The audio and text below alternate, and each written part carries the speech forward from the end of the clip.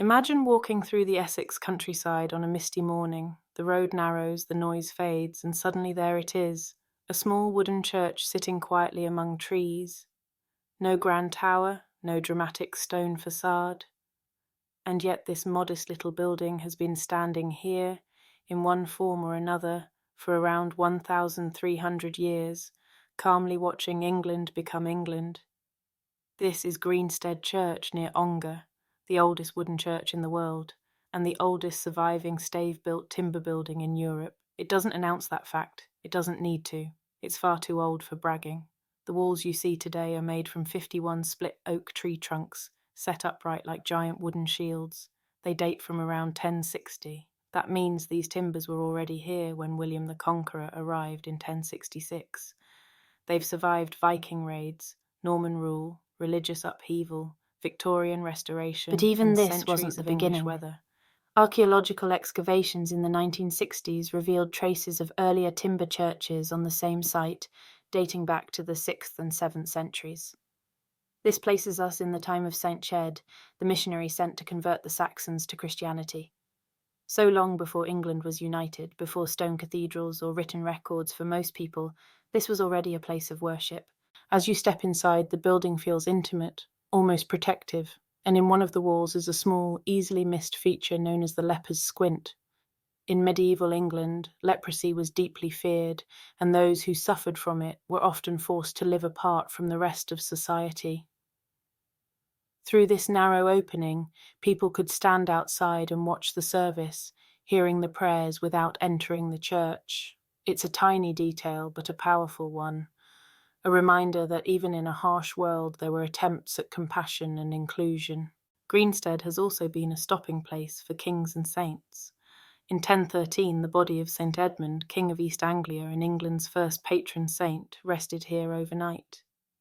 He had been martyred by Viking invaders in 869, and his remains were being carried to what would become Bury St. Edmunds.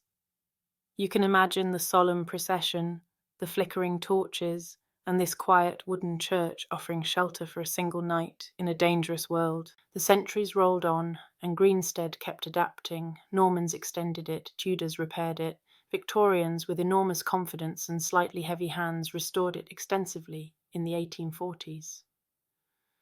In more recent times, work in 1990 stabilized the structure, and in 2005 the spire was reshingled in oak, keeping the church true to its origins. But the stories don't end in the Middle Ages. In the 19th century, Greensted became linked to one of the most important moments in British social history. The Tolpuddle martyrs, farm labourers transported to Australia for forming a trade union, were eventually brought home after public outcry. Some were given tenancies locally, and in 1839, one of them, James Bryan, married Elizabeth Stanfield, the daughter of another martyr, in this very church.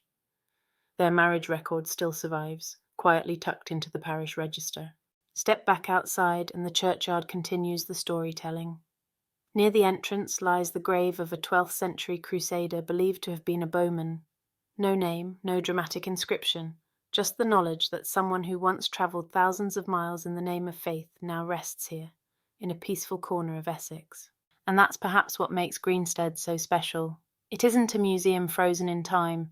It's a place where ordinary lives and extraordinary history overlap, where Saxon missionaries, medieval outcasts, martyred kings, protesting farm workers, and modern visitors all share the same small patch of ground. Today, Greensted Church remains open to everyone, whether you come for worship, for history, or simply to sit quietly and let the place work its magic. It has seen empires rise and fall, beliefs change, and centuries pass, and still it waits patiently, welcoming anyone who takes the time to stop and listen. I hope you have enjoyed this slice of Essex history. Thank you for listening.